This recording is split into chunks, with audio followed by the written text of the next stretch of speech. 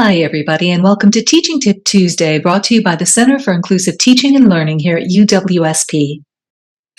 Instructors at universities have a high level of expertise in their disciplines. This is considered such an important prerequisite for the job that you can't teach at universities without it. Paradoxically, the very expertise that qualifies professors to teach can also interfere with their ability to teach effectively. That's why this week, I'd like to talk to you about expert blind spots and how we can work to overcome them. Instructors in higher ed have a lot of content and domain-specific expertise. That expertise is what makes them so good at doing the work of their disciplines. They've internalized knowledge and skills that most of us lack to such an extent that many of their cognitive processes have become automated. They become like expert musicians on their instruments. They can play without even giving it a thought. Their fingers just naturally find the right place to be at the right time. Because of this, they're more likely than novices to make intuitive leaps. They can skip from C to X without batting an eye. And because so much is internalized in their thought process, when asked to explain how they got to X, they can't. Many of the steps of complex processes occur so automatically for them that they're effectively working in a black box where those steps are invisible. For the most part, there's no problem with that, except that sometimes their internalized processes make them unable to quickly work out creative solutions to problems that don't work in their internalized framework. Here's where novices have an advantage. So what? Well, it turns out that this expert blind spot has huge implications for teaching.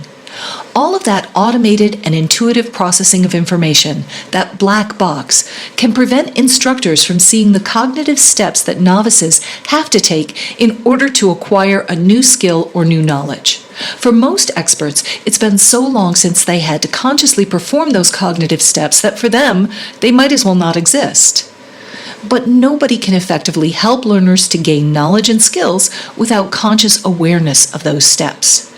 To find a good illustration of this, I reached outside of academic pursuits.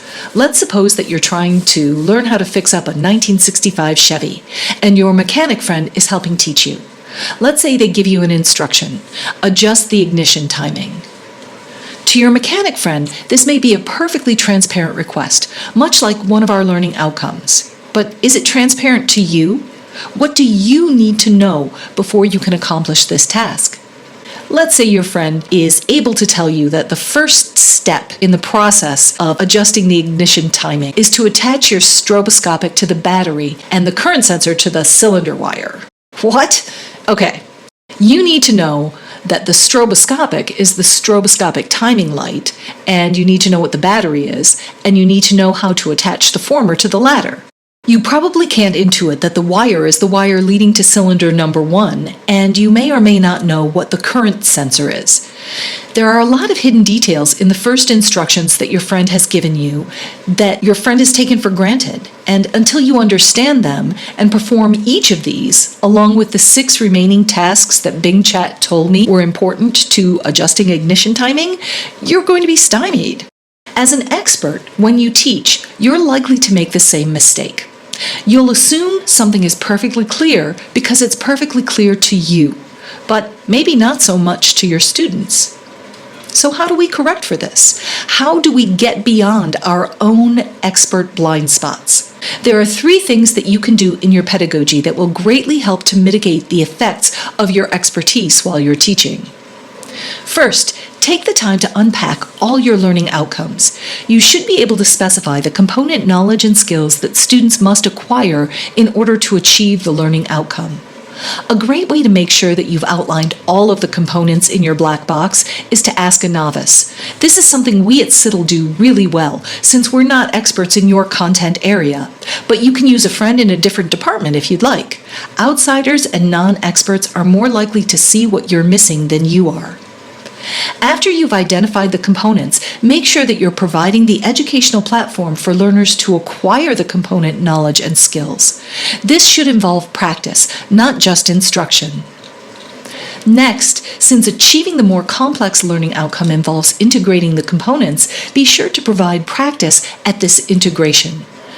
Just knowing the individual skills and knowledge isn't enough to reach the learning outcome.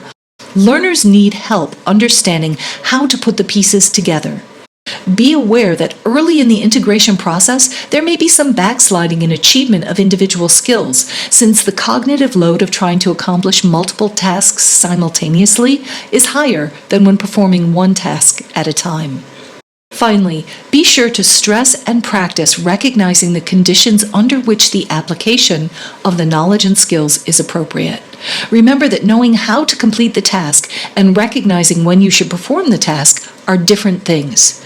The more dissimilar the context is to the known application context, the harder it is for learners to recognize it as being appropriate.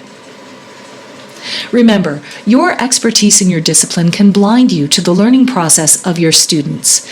Carefully unpacking the component skills and knowledge, practice integrating the components, and focus on when to apply specific knowledge and skills will help students to achieve the learning goals you set for them.